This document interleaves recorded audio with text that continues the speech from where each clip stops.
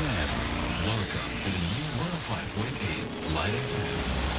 The best morning station. 105.8 Light FM. Broadcasting live from the 19th floor of Menara BTN, Jalan Gajah Mada number 1, Harmony Central, Jakarta. 105.8 Light FM. Telephone number 633-2703. fax number 634-2707. Smoke message service 081-880-158. Marketing Department 525-7892. Welcome to the new 105.8 Light FM. The best slow hit station. Or click www.litefmjakarta.com.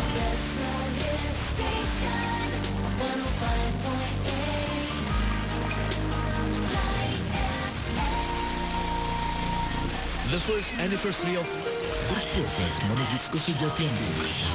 Look at first love. Bersama Siwo Agus Hero. This is Light FM, the best slow hit station.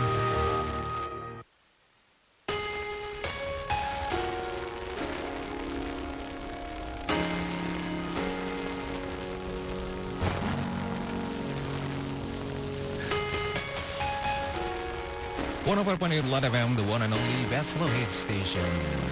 Light audience, Assalamualaikum warahmatullahi wabarakatuh. Jumpa lagi di berproses menuju kesejahteraan diri untuk hari ini, Kamis tanggal 14 Mei 2009. Bersama saya Dave Emerald.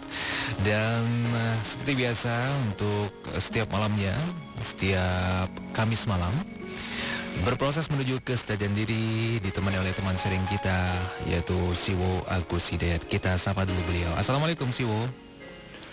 Waalaikumsalam warahmatullahi wabarakatuh. Sehat Siwo ya? Alhamdulillah. Alhamdulillah. Baiklah, seperti biasa Light Audience, untuk membuka suara kita pada malam hari ini di berproses menuju kesejahteraan diri, kami mengundang Anda penelpon yang pertama. Silakan telepon di 0213913554. Jadi untuk membuka suara kita, silakan kami tunggu telepon Anda. Halo, assalamualaikum. Salam. Dengan siapa nih? Mas, halo, assalamualaikum. Waalaikumsalam warahmatullahi. Dengan siapa nih Pak? Dengan Ibnu Akil, Pak, di Angke. Pak Ibnu Akil. Akil di Iya. Muara Angke. Di Angke. Oh, di Angke. Iya. Oke. Silakan dengan Siwo. Iya. Assalamualaikum, Siwo. Ya, saya ingin sharing mengenai masalah tentang af'alnya Allah. Sementara kita tahu, mengerti dan memahami gitu ya tentang masalah af'al itu, tapi bagaimana kita untuk bisa masuk ke dalam ranah apa yang disebut kita merasakan tentang af'alnya Allah itu sendiri. Terima kasih Siwo, mohon penjelasan dari Siwo. Assalamualaikum warahmatullahi wabarakatuh. Waalaikumsalam warahmatullahi wabarakatuh. Berproses menuju kesejahteraan diri sudah dibuka oleh Bapak Ibnu Akil di Angke. Silakan Siwo. Bagaimana kita masuk ke ranah af'aliyah Allah itu? Dan bagaimana kita merasakan af'al Allah itu? Oh, dan bagaimana merasakan? Iya.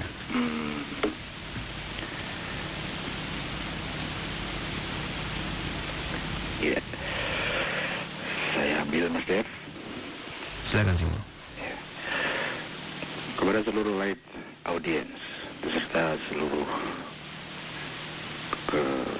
staf dan keluarga besar Light FM, kepada seluruhnya, Assalamualaikum warahmatullahi wabarakatuh. Bismillahirrahmanirrahim. Walhamdulillahi Rabbil Alamin. Wa sallallahu ala rasulil karim wa alihi tahirin. Wa la hawla wa la quwata illa billahil aliyil azim.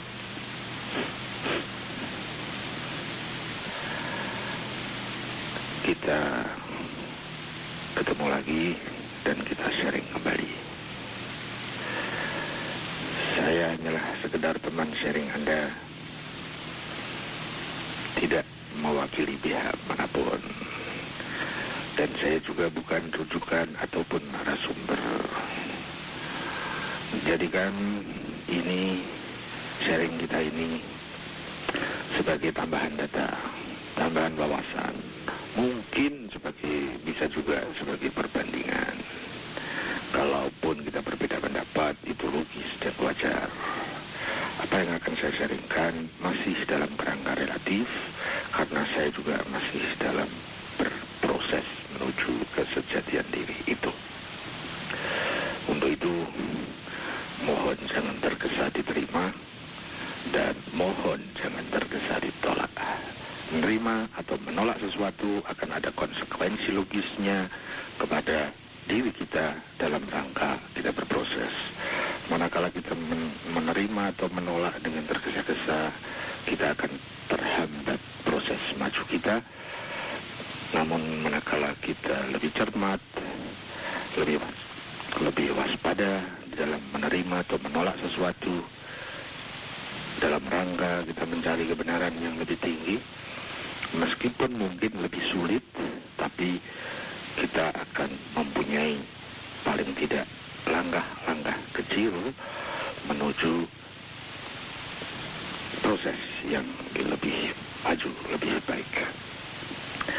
Light audience, sebagaimana biasa, mari kita semakin tata fokus tujuan hidup kita, agar kita juga mudah mewaspadai niat kita, sambil kita semakin mempertinggi konsentrasi terhadap tugas-tugas kita, agar kita tidak overlapping dengan yang bukan tugas-tugas kita. Apapun yang kita lakukan, termasuk di dalam acara malam ini, sharing kita ini, semoga dengan itu, dengan fokus tujuan, waspada niat, dan konsentrasi tugas, maka sharing ini bukan sekedar sebagai wisata pemahaman saja, tetapi mudah-mudahan juga bisa menjadi jembatan untuk memperbaiki proses hidup kita, untuk memperbaiki spiritual kita, untuk mempertinggi ketentraman dan kebahagiaan serta kesejahteraan hidup kita. Dan tadi sudah diawali oleh Mas Ibnu Akil di Angke, yang beliau mengangkat masalah af'aliyah Allah. Bagaimana kita bisa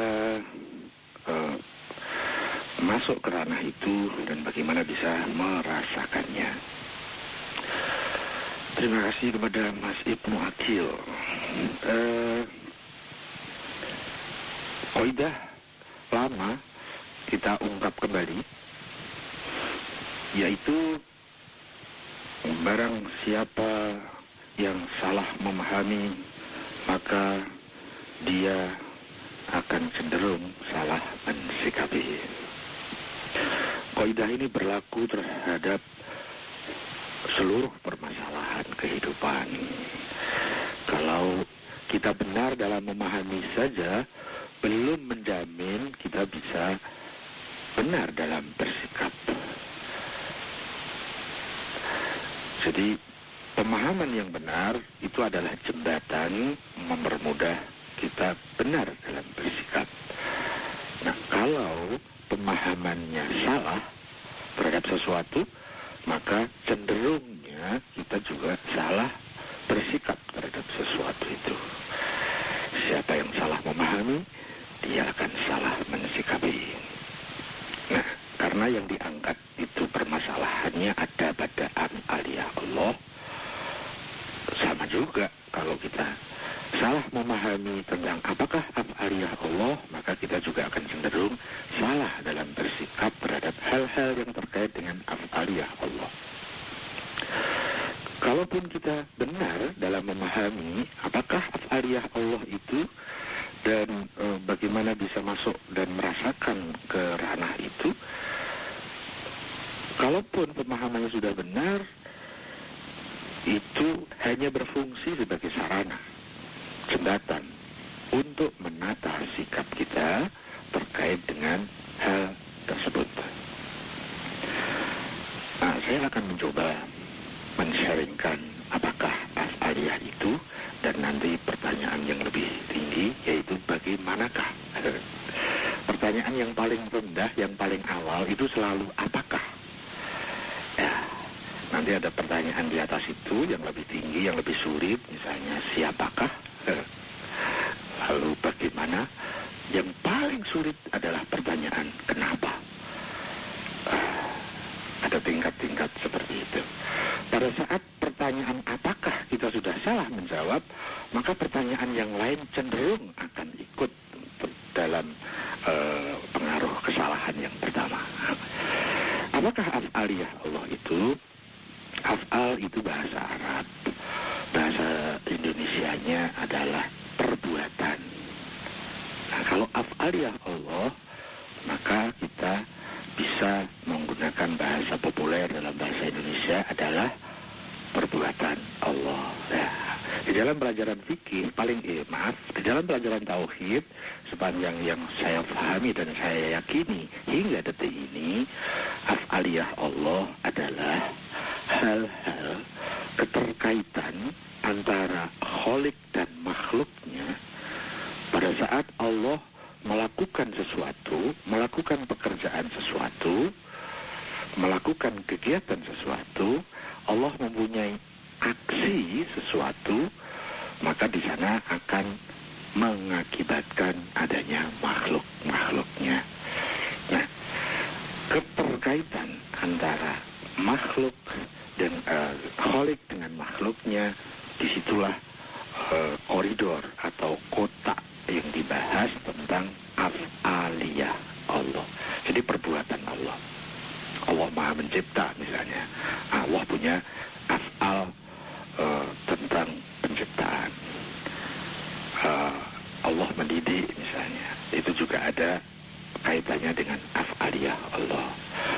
Kemudian semua bentuk maaf kalau saya menggunakan kalimat ini, menggunakan kata ini, yaitu seluruh action, seluruh perbuatan Allah sebagai Al-Khaliq yang mengakibatkan adanya dan hal-hal yang terkait pada makhluknya itu masuk kepada bagian af'aliyah Allah. Dan itu sangat-sangat luas. Untuk sedikit mempunyai perbandingan, kalau kita membahas tentang zat Allah, nah, itu kita bisa membahas tentang Tuhan tanpa mengkaitkan dengan makhluknya. Kita bisa. Jadi ada zat Allah, ada tauhid zat, itu kita bisa membahas, memahami tentang Tuhan tanpa kita hubungkan dengan makhluknya.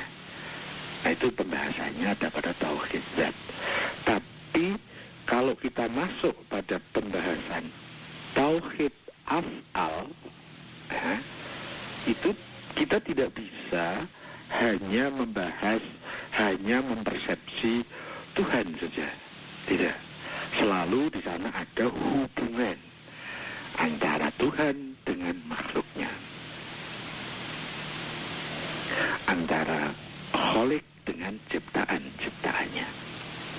Jadi kotaknya seperti itu. Nah, apakah af'aliyah Allah? Af'aliyah Allah adalah seluruh perbuatan Allah yang mengakibatkan keberadaan dan hal-hal yang terkait dengan makhluk-makhluknya. Itu adalah af'aliyah Allah. Bagaimana agar kita bisa masuk ke ranah itu? Kita tidak usah masuk, kita sudah ada di dalamnya. Ya. Kita adalah akibat dari af'aliyah Allah. Setiap yang ada yang dia adanya itu merupakan akibat dari adanya Allah, maka keberadaan yang sebagai akibat itu disebut sebagai ciptaan Allah, dan apapun yang terjadi pada ciptaan itu dia masuk kepada ranah af'aliyah Allah. Jadi kita mau masuk mau enggak, kita ada di dalamnya. Mau keluar juga enggak bisa, mau masuk enggak perlu masuk, sudah ada di dalam af'aliyah Allah itu. Nah, misalnya begini, antara lain di dalam pembahasan tauhid af'al itu Allah mempunyai action mencipta kita. Bagaimana kita mau masuk? Oh, kita nggak usah masuk, sudah jadi ciptaan kok. Kita mau keluar nggak bisa. Ya kita ada di dalam situ. Naik dikit. Allah juga punya action maha mendidik. Allah sebagai Tuhan dan mendidik manusia. Apakah kita ada di dalam af'aliyah kependidikan Allah itu? Ya. Kita mau masuk atau tidak, sadar atau tidak, tahu atau tidak, kita ada di situ. Kita ada di dalam pendidikan Allah itu. Ya. Orang yang baik, orang yang tidak baik, orang yang suci, orang yang kotor, semuanya ada di dalam ranah af'al pendidikan Allah. Nah, nanti ada yang dididik dan diterima dengan rela. Ada yang dididik tapi tidak menerima dengan rela. Ada yang dididik tapi tidak merasa dididik. Ada yang dididik malah ngomel-ngomel. Ya macam-macam. Yang dididik itu macam-macam. Ya, itu tergantung kepada bagaimana kita mendudukkan diri. Apakah kita mendudukkan diri sebagai murid dan memposisikan Allah sebagai maha guru, sehingga seluruh detik-detik kehidupan kita, saat demi saat, dalam sehat maupun sakit, dalam kaya maupun miskin, dalam dipuji maupun dicela, di situ seluruhnya ada pendidikan Allah. Itu juga af'aliyah Allah. Ya, kalimat pertanyaan yang terakhir ini menurut saya yang paling menarik. Bagaimana kita bisa merasakan af'aliyah Allah itu? Itu kayaknya dibutuhkan pemahaman yang tidak sederhana, meskipun bisa disederhanakan.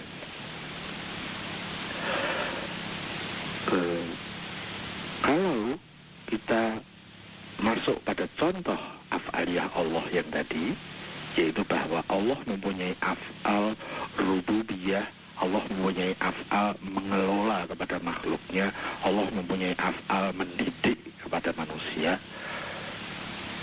Bagaimana kita bisa merasakan bahwa Allah itu selalu mendidik saya? Nah, itu yang pertama, butuh pemahaman tauhid yang benar.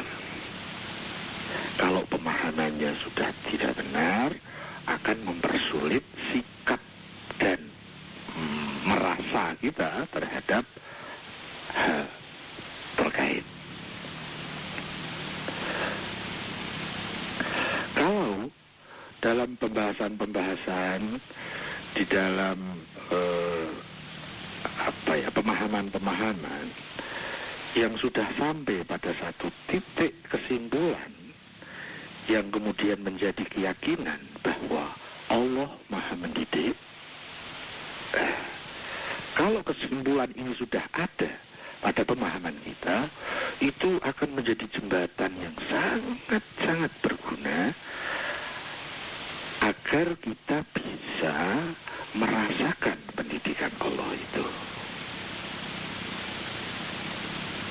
Bagaimana agar kita bisa merasakan pendidikan Allah? Yang pertama adalah, sepanjang yang saya tahu, kita selalu berusaha mendudukkan posisi kita sebagai murid.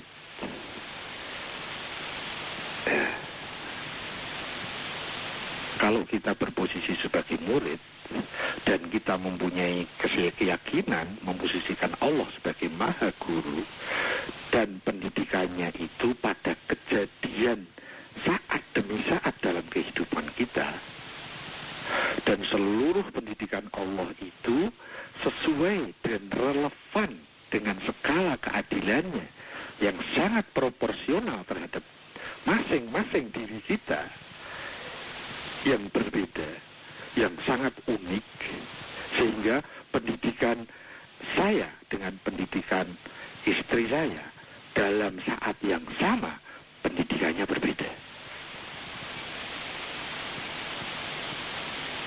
Dan dari segala sudut, dalam sudut, kalau tadi ada misalnya dari sudut fisik, kadang kita dididik dengan sehat, kadang kita dididik dengan sakit. Dalam sudut non fisik, kadang kita dididik dengan rasa-rasa. Ada rasa bahagia, ada rasa kecewa. Seluruh kejadian yang meliputi diri kita setiap saat, setiap detik, setiap langkah, setiap kejadian, hari ke hari, setiap problema, saat ke saat, setiap musibah, apapun itu merupakan pendidikan dari Allah sebagai bagian dari af'aliyah Allah. Bagaimana kita agar mudah merasakan bahwa saya dididik oleh Allah? Ya, tadi yang pertama, kita meyakini bahwa Allah Maha mendidik. Yang kedua, kita menyadari dan memposisikan diri sebagai murid. Kemudian kita pusatkan perhatian kita bahwa setiap kejadian itu merupakan kampus pendidikan yang diberikan oleh Allah kepada kita sesuai kadar proporsional kita masing-masing. Kalau itu saja, jadi yang pertama kita berusaha menuju kepada satu titik kesimpulan sehingga membentuk keyakinan kita bahwa Allah itu Maha mendidik. Kemudian kedua, berusaha kita sampai pada kesimpulan sehingga menjadikan sebuah keyakinan pada diri kita bahwa saya ini murid. Kemudian kita juga sampai kepada satu titik pemahaman kesimpulan sehingga menjadi sebuah keyakinan bahwa seluruh kejadian yang terkait dengan diri saya itu semua adalah kampus pendidikan yang diberikan oleh sang guru kepada muridnya. Kalau tiga itu ada pada diri kita, maka kita akan sangat bisa merasakan bahwa saya sedang dididik oleh Allah.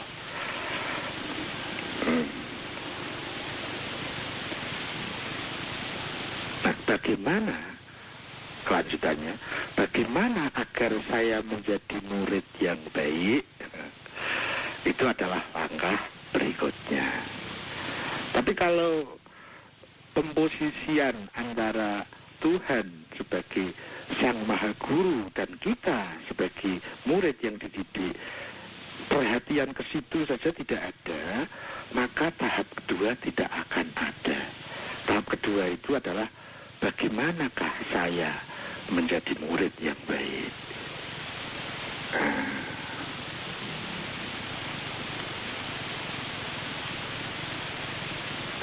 Itu sebuah kasus yang kita masukkan dalam pertanyaannya Mas Ibnu Aqil. Bagaimana kita masuk ke ranah af'aliyah Allah? Tidak usah masuk, kita sudah ada di dalamnya. Kita mau keluar juga nggak bisa. Bagaimana agar saya bisa merasakannya? Ya, kita ma'rifah terhadap af'aliyah Allah sebagai Tuhan kita, dan kemudian kita juga ma'rifah terhadap kedirian kita sehingga kita benar di dalam memposisikan antara saya dan Allah. Kemudian kita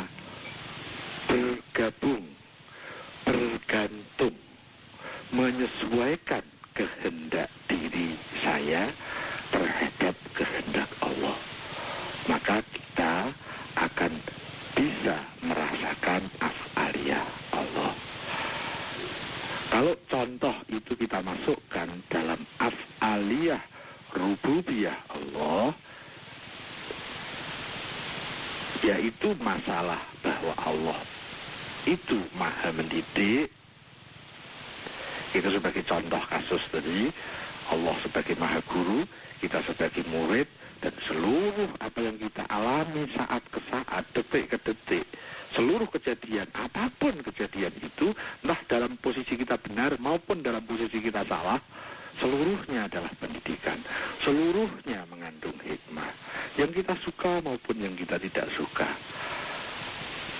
Kalau kita punya perhatian ke situ, maka nilai-nilai pendidikan itu akan hadir di dalam diri kita, akan ada dalam diri kita.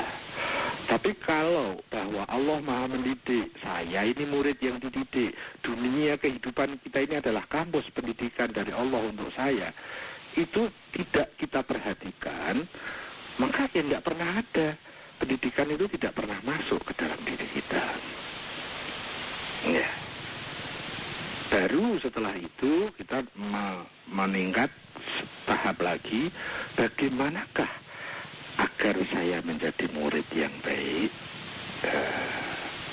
Kalau sudah bisa menjadi murid yang baik, soal apapun yang diujikan kepada kita dalam rangka menaikkan kelas dan tingkat pendidikan kita, kita akan selalu siap untuk menggarap soal itu dengan keindahan. Ya. Kalau misalnya begini, murid di sekolah dia sebagai murid yang baik, dia dapat soal dan dapat ujian itu nggak pernah ngomel. Enggak, karena dia tahu persis bahwa Pak Guru memberikan soal ke saya itu demi kebaikan saya. Pak Guru menegur saya itu demi kebaikan saya. Pak Guru memberi sanksi ke saya, memberi hukuman, saya disetrap sama Pak Guru. Kalau murid yang baik, dia sadar ini untuk kebaikan saya. Tapi kalau murid yang bandel, iya, dia menggerutu, dia ngomel sama gurunya. Ya toh? Gurunya bila perlu dipisah-pisah. Nanti keluar menggalang teman-teman, kemudian demonstrasi, kaca-kaca sekolahnya dipecahin. Itu mesti murid bandel itu. Ya. Dan dia tidak siap pada saat diberi soal sama Pak Guru. Padahal soal itu untuk kebaikan kita. Kita kasih problem sedikit, resah. Kasih problem sedikit, susah. Kasih musibah, komplain. Ya, begitulah. Kita nanti itu jawabannya adalah bagaimanakah saya menjadi murid yang baik. Kalau kita bisa jadi murid yang baik, sukses sudah. Dunia akhirat sukses. Ya. Ya, tanda-tandanya murid yang baik, dia pasti ridho terhadap apapun pendidikan yang diberikan oleh sang guru. Dia rela. Kemudian dia manfaatkan semua faktor pendidikan sesuai kemampuannya dalam rangka menuju naik kepada sang guru dengan ikhlas. Ya, beda ya antara ridho dengan ikhlas ya. Ridho itu pada saat kita merespon kejadian-kejadian. Ikhlas itu dalam rangka kita menfungsikan sarana-sarana dalam rangka naik menuju sumber kebahagiaan Allah Subhanahu wa Ta'ala. Kayaknya nanti begitu, sehingga sebelum kita minta untuk diridhoi Allah, kita berjuang bagaimana saya bisa meridhoi Allah. Baru tahapan berikutnya kita bisa berharap Allah meridhoi saya. Lah kalau saya saja belum meridhoi pendidikan Allah, padahal Allah maha benar saja, saya belum rela sama pendidikan Allah. Lah bagaimana Allah bisa rela terhadap kita? Kalau kita belum mampu ridho terhadap Allah, bagaimana Allah bisa ridho terhadap kita? Ya, nanti ujung-ujungnya ke sana. Nah, kira-kira begitu yang bisa saya sharingkan kepada Mas Ibnu Adil, mudah-mudahan tidak puas. Yang paling menarik adalah pertanyaan bagaimana kita bisa merasakan af'aliyah Allah Subhanahu wa Ta'ala. Saya mungkin perlu sisipkan satu kaidah bahwa setiap sesuatu yang bisa hadir dalam diri kita hanya yang kita kasih perhatian. Apapun pun kalau kita tidak perhatikan, maka dia tidak akan hadir dalam diri kita. Ya, kurang lebih seperti itu. Saya kembali dulu pada Mas Dev. Monggo Mas Dev.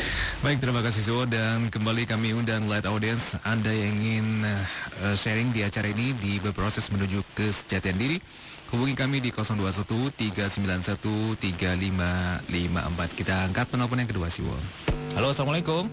Waalaikumsalam. Dengan siapa nih, Pak? Dari Ismail Bayu. Siapa? Ismail Bayu Ismail Bayu, di mana? di Purwakarta. Oke, silakan. Mau nanya ya sama Pak Agus Hidayat nih. Yuk. Pak Agus, yang dimaksud agama itu apa sih? Apa sih agama itu? Saya dulu kan waktu sekolah tuh ada pelajaran fisika, biologi, agama.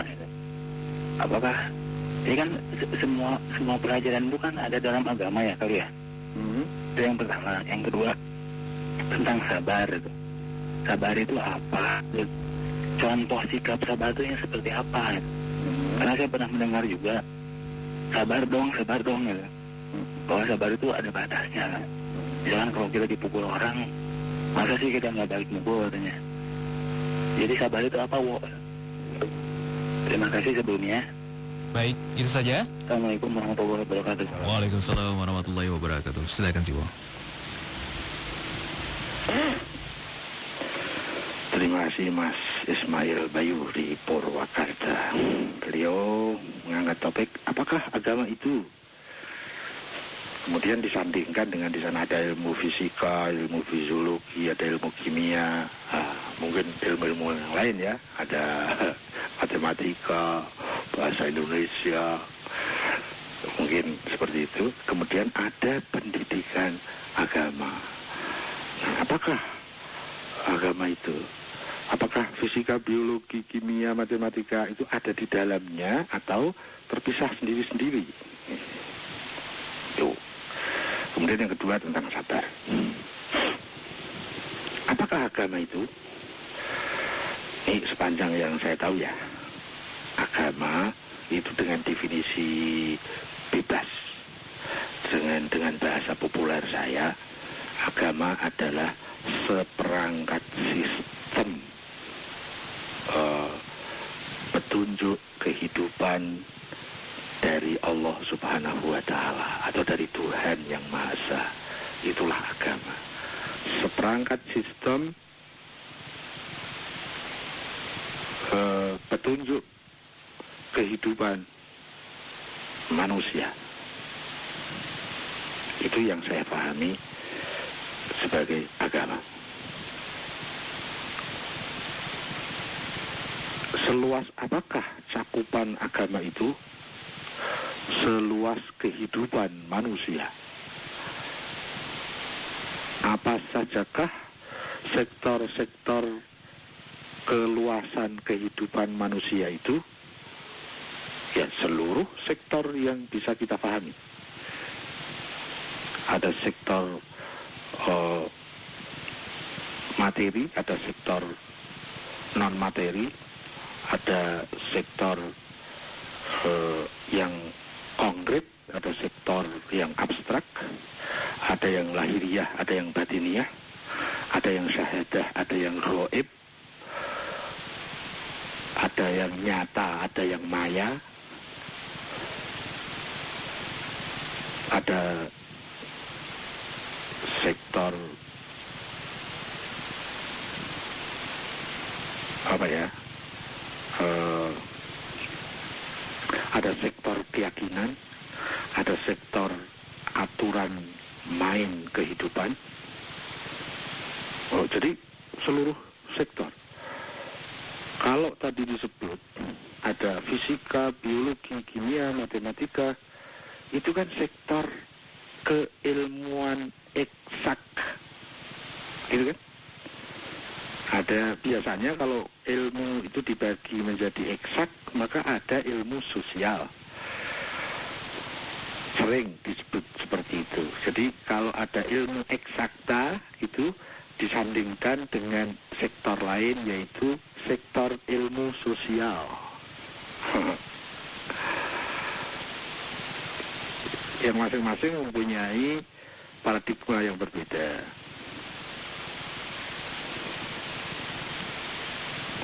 konon begini, kalau mau belajar ilmu eksak, monggo silahkan ke barat. Tapi kalau mau belajar ilmu sosial, tolong deh ke timur. Ya, nggak berpanjang di situ. Itu hanya untuk apa deh, penyemangat saja.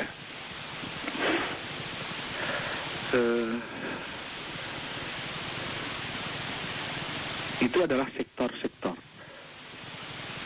Apakah sektor ilmu eksak dan ilmu sosial itu masuk di dalam ranah agama? Pertanyaannya perlu kita ajukan adalah, apakah itu masuk dalam sektor kehidupan kita? Kalau jawabannya ya, maka pasti terkait dengan agama. Karena agama tadi yang saya definisikan dengan bahasa bebas dan populer, agama adalah seperangkat sistem tentang petunjuk kehidupan dan kehidupan manusia dari Allah Subhanahu wa Ta'ala. Maka semua yang mengkait kehidupan semuanya terkait dengan agama itu. Memang kemudian ada dari proses-proses sejarah, dari proses-proses sosiologi, dari proses-proses peradaban, ada di daerah-daerah tertentu yang memisahkan ini ilmu agama, ini ilmu yang bukan agama. Sehingga agama terpisah dari yang lain. Misalnya apa? Ya misalnya ilmu politik. Itu kan sekarang cenderung dipisah loh. Oh ini masalah agama, ini masalah dunia misalnya. Ya loh. Ini masalah agama, ini masalah politik. Politik jangan digabung-gabungkan dengan agama. Ya, Islam yes, politik no, misalnya gitu. Nah, pertanyaannya, apakah politik itu bagian dari sektor kehidupan? Kalau jawabannya ya, maka itu dipedomani oleh agama. Jadi apakah agama juga memedomani masalah politik, ekonomi, budaya, ilmu pengetahuan, teknologi, sains, keamanan, pertahanan? Jawabannya, seluruhnya itu kan sektor kehidupan. Jadi seluruh sektor kehidupan itu selalu terkait dengan agama. Karena kita berangkat dari definisi bahwa agama adalah sistem petunjuk kehidupan manusia yang dari Allah Subhanahu wa Ta'ala. Ya, jadi menyangkut semua sektor.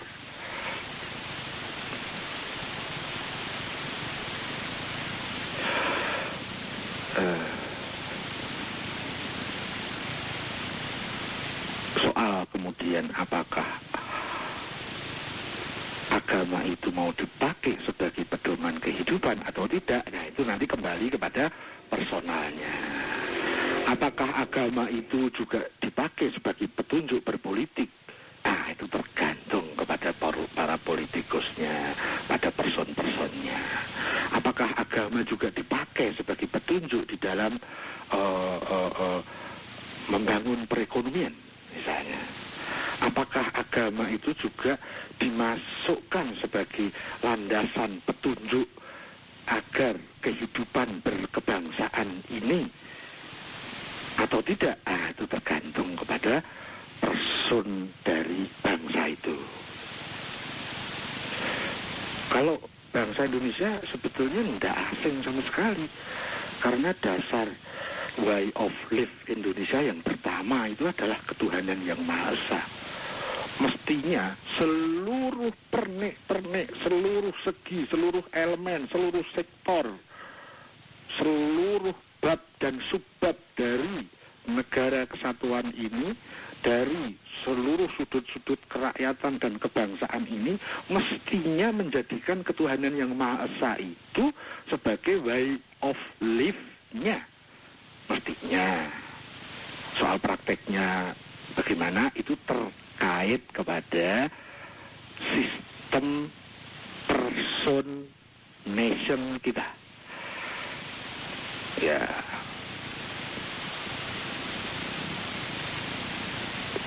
Ya itu sangat tergantung kepada para pengambil kebijakan.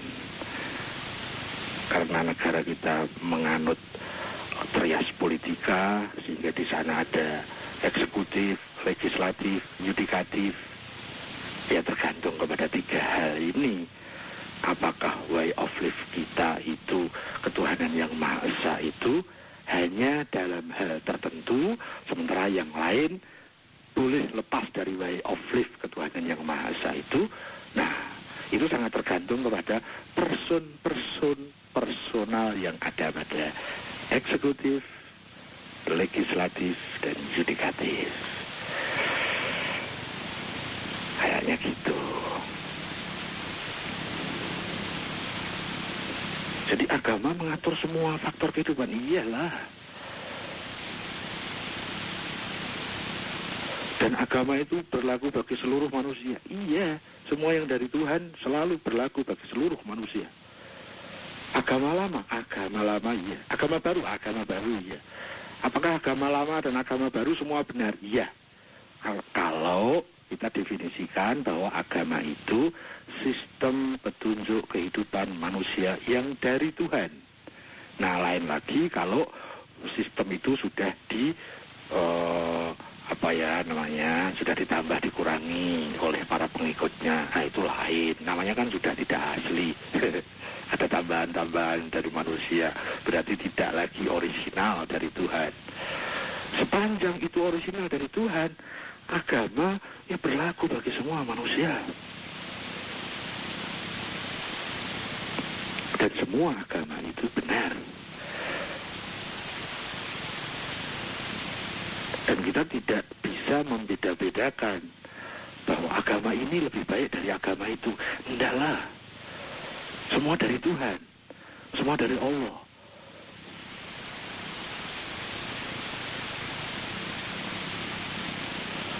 Apakah setiap agama-agama, baik agama yang lama maupun agama yang baru, itu mencakup semua sektor kehidupan? Ya. Paling tidak sepanjang yang saya tahu. Karena Allah menurunkan agama itu sebagai pemandu, sebagai petunjuk untuk kehidupan manusia. Manusia siapapun, manusia dimanapun. Dan pasti kalau agama itu, agama ya, bukan sudah ditambah dikurangi, agama yang orisinal, yang disebut agama, yang dari Tuhan, yang dari Allah, itu pasti esensinya sama.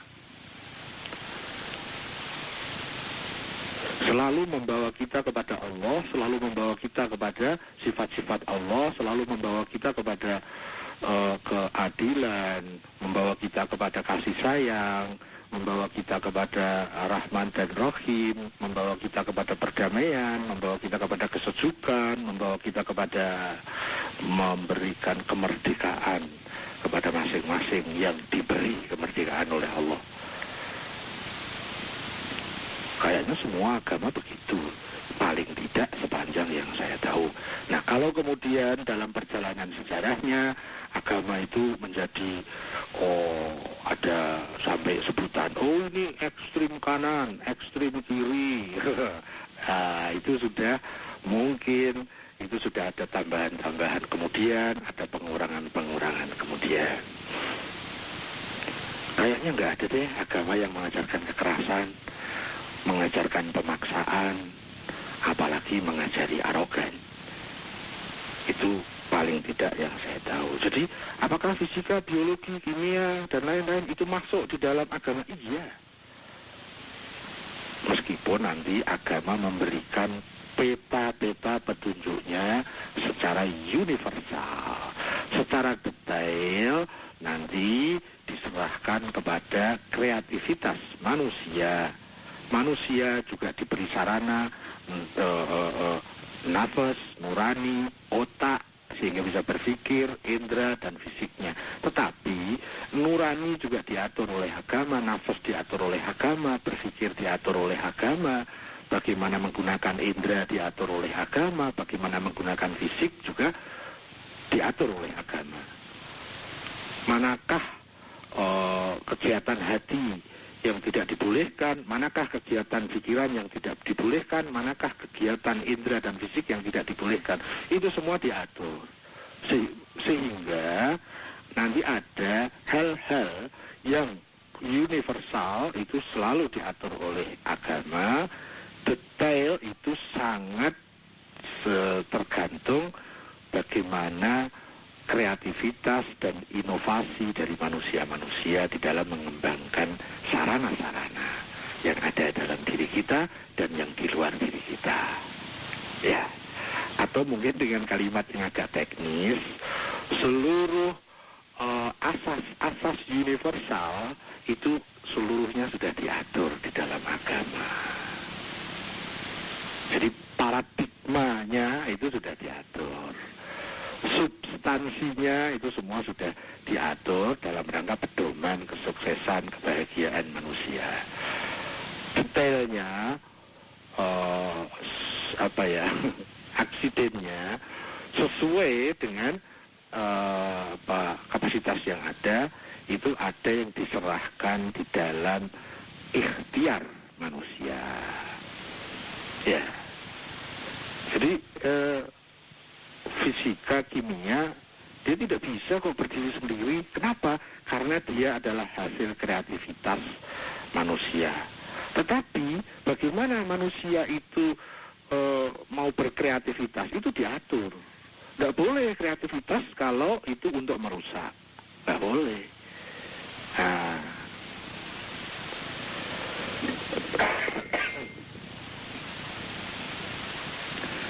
jadi di bagian universalnya, di bagian basicnya selalu diatur oleh agama. Juga berpolitik misalnya, berekonomi, berbudaya, begitu deh.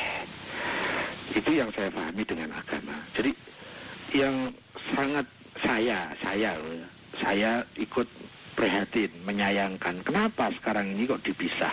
Ini agama, ini bukan. Jadi sehingga agama menjadi sempit.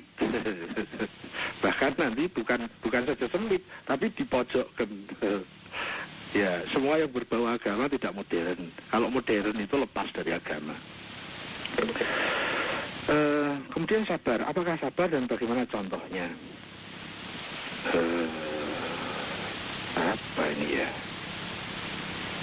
Sepanjang yang saya tahu begini, sabar saya definisikan sepanjang saya mampu mendefinisikan dengan bahasa saya, yaitu sabar adalah konsisten di dalam kebenaran. Itu sabar, konsisten dalam kebenaran. Entah dalam sakit, entah dalam sehat, entah dalam kaya, entah dalam miskin, semuanya dibutuhkan kesabaran. Entah dia dicela, dia juga butuh sabar. Entah dia dipuji, dia juga butuh sabar. Sabar merupakan salah satu tali penghubung antara hamba dengan Tuhan. Orang yang sabar, dia akan tersambung dengan Tuhannya. Orang yang konsisten dalam kebenarannya, dia akan tersambung kepada sumber kebenaran, yaitu Tuhan, Allah. Ya. Dan sabar itu berlaku dalam seluruh sektor kehidupan, dalam seluruh ranah pendidikan kehidupan kita yang dari Sang Maha Pendidik itu. Di situ butuh sabar. Nah, masalahnya yang kita sering dapati di bahasa masyarakat itu sudah menjadi menyempit. Sabar itu sebagai sebuah beban, dan sabar itu hanya sebuah reaksi terhadap hal-hal yang kita tidak suka. Jadi kalau misalnya begini, kita dikasih misalnya kemudahan berbisnis sehingga uangnya banyak. Sabar ya mas, sabar, labanya banyak ini. Biasanya sabar hanya dikaitkan dengan yang kita nggak suka. Kita bisnis modalnya besar kemudian rugi. Sabar ya ya memang begitulah, kita kadang-kadang bisnis juga harus rugi. Sabar ya. Sehingga akan menimbulkan nanti sabar itu sebagai sebuah beban yang luar biasa, Dan karena dia sebagai beban yang luar biasa, manusia itu mempunyai kemampuan yang terbatas sehingga sabar ada batasnya.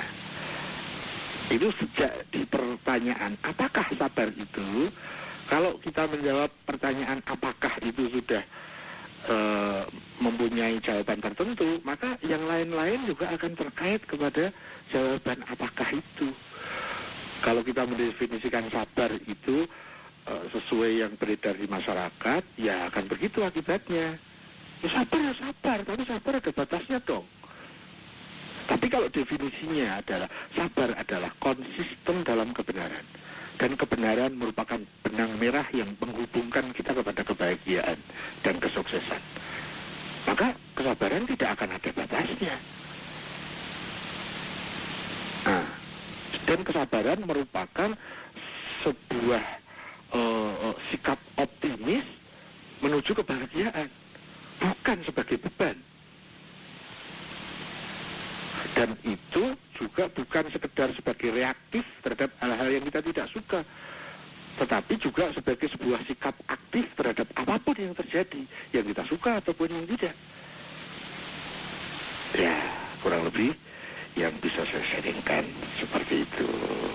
Kita kecenderungannya memposisikan sabar sudah pada bentuk reaktif dan pasif, dan itu menjadi beban, sehingga ada batasnya.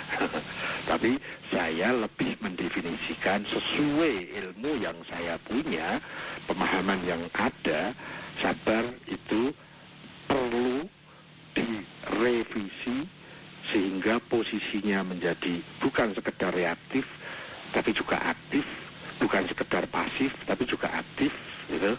Dan dia ada dalam segala kondisi, dan sabar itu merupakan tangga untuk meraih kebahagiaan, kesuksesan, ketentraman, dan yang kita impikan. Sehingga kata sabar itu indah, bukan beban. Sabar itu sesuatu yang penuh optimisme, bukan pesimisme. Sabar itu sebuah power untuk kesuksesan, keindahan, kebahagiaan, ketentraman. Sabar adalah salah satu tangga menuju Tuhan. Ya, kurang lebih seperti itu. Bagaimana Mas Den? Mau dilanjut apa?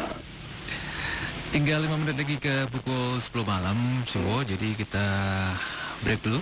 Break. Air putih break. Baik, putih break. Saya turun lagi. Ya. Ya, semoga nanti saya bisa kembali lagi. Insya Allah, amin. Assalamualaikum warahmatullahi. Waalaikumsalam warahmatullahi.